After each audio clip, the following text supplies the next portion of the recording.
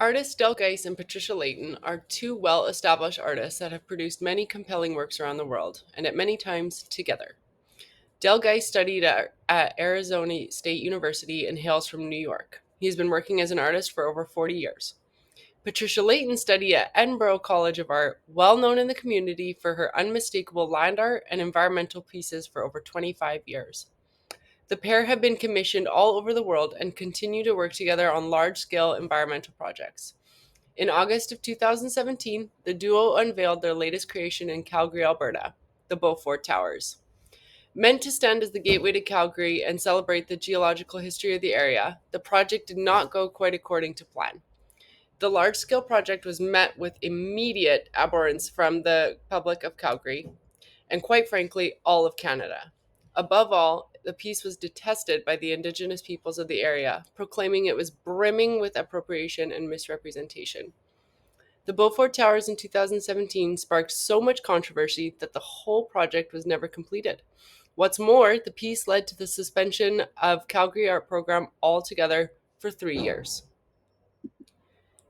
Beaufort Towers 2017 is comprised of four towers made of steel and large flat boulders sitting high amongst the poles to give the illusion of floating.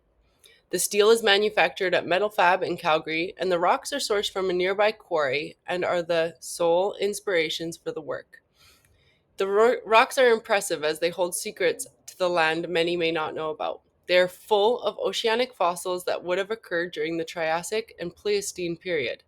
Geist and Leighton believe the towers are sentinels with their unique stone and symbolism as they celebrate the geology of the region. Reference 2. The reason for there being four towers is that it mirrors the number of seasons, the four stages of life, and the four elements. This numeric theology is part of the Blackfoot Indigenous culture, and when asked, Geist said he met with the Indigenous members and was advised to build the sculpture this way to show reverence and tie it even further to the land's relationship with the original peoples there. How come the piece became detested so quickly? The proposal for the piece was not only the four towers themselves, but also for a considerable land piece designed by Patricia Leighton as well. After the towers were unveiled, the public made their opinions known, and now the city had to take a hard look at the budget. The overall budget for the entire project was 500,000, but the towers alone cost over 400,000. There was not enough left over, and the work would require an additional $200,000 to complete. The Arts Council and the mayor of Calgary at the time, Naheed Nenshi, decided to stop the project and leave it at just the four towers. This would be the beginning of a 3-year suspension of the Calgary Arts Council entirely. Not only expensive, but the towers collided with many people's emotions as well. In an article from the Calgary Sun, this writer did not hold back. Beaufort Towers was advertised as an art piece for the public good, part of something you could mention when you write home to mom, and it only cost $500,000 taxpayer bucks. Then we saw the thing. Actually, rusty looking tall thingies. Each rusty looking tall thingy held some big rocks. The tall thingies were called Beaufort Towers. This was seen as a better name than Bullcrap Towers. Reference 3. Calgarians found themselves at such a loss between the towers and the blue ring, called Traveling Light 2013, that the council felt their upheaval and was called to issue out a public apology. The 2013 controversy over Traveling Light, a large blue ring that sits beside a busy road in the northeast Calgary, and then after a public outrage, a new controversy in 2017 caused by Beaufort Towers. The art installation, done by a New York artist, also sits beside a busy road in northwest Calgary and prompted council to suspend the art program while it was reviewed. Farkas feels that an apology would send a message to Calgarians. Council Sean Chu agreed.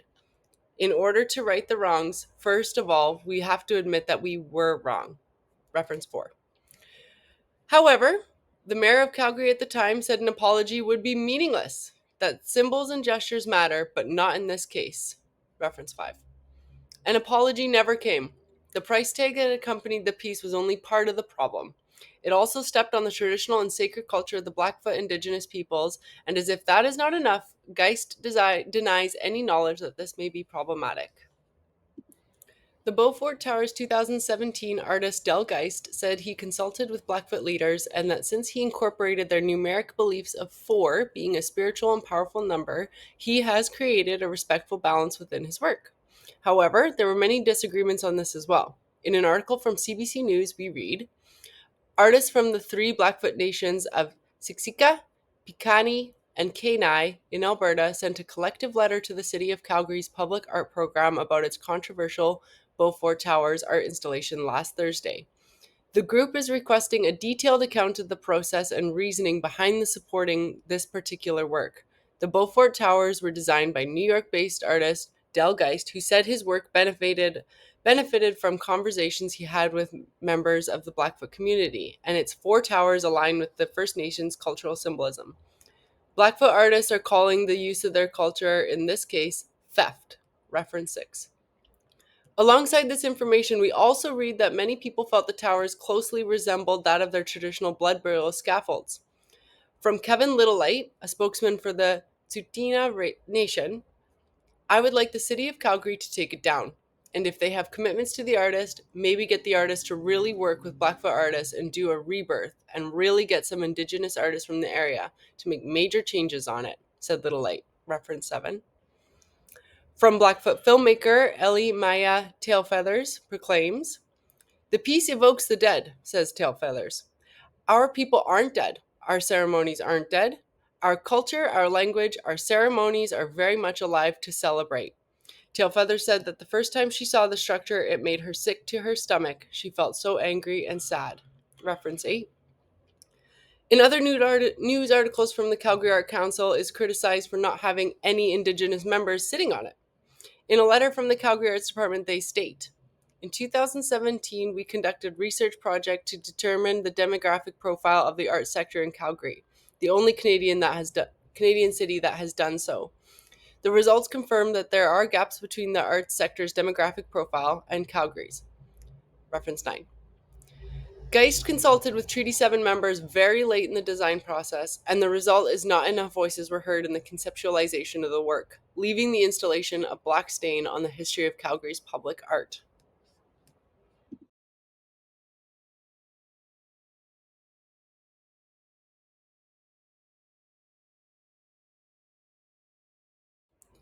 Geist leaves a lasting impression with comments on his own perspective of the piece, evidently still believing his work remains respectful and well out of the way of appropriation. In an article from the Calgary Herald, I'm getting hate mail because of you people. I've never had that in my life. In 40 years of doing public art everywhere, ever, it's because of how the press is going for the sensation and stirring it. From Geist, reference 10. From the quote it is inferred that Geist is still in the dark about where he may have misstepped in his sculpture and still may not fully understand the ramifications of his work. After all, he is from New York and may not understand the delicate relationship Alberta is trying to rebuild with our First Nations people. From my own perspective, I grew up knowing Calgary very well. I remember as a small child driving through the streets and it being a very gray and brown city. I remember giant highways and even bigger parking lots. Now, as a young adult, I feel Calgary has blossomed into a vibrant, artistic, and passionate city. It's flush with artisans, masters, and romantic people that are eager to make the city even better. I believe the City Arts Council may have gotten a tad carried away during 2010 through to 2017, growing a little too ambitious and forgetting some of Calgary's core histories, beliefs, and values.